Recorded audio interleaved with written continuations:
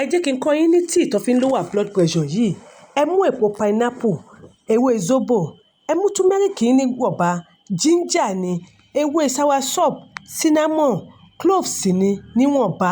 Kẹ wá mú kẹ gbé kaná, kẹ bomi sí. Ẹ sè fún bí 30 ìṣẹ́jú. Ẹ dà sínú asẹ́. Tẹ bá dà sínú asẹ́ tán, kẹ wá mú bí aṣọ cheesecloth àbáṣọ tó fi ń sẹ́ ògì yẹn, kẹ wá fi sẹ́, kẹ sẹ́ gbogbo ìdọ̀tí kúrò nínú ẹ̀. Kẹ wá jẹ́ kó sílẹ̀. Tó bá ṣe díẹ̀ tó ti sílẹ̀, ẹ wá mú oyin kẹ fi sínú ẹ̀ níwọ̀nba. Ẹ má dà oyin yẹn sí tó bá ń gbóná o.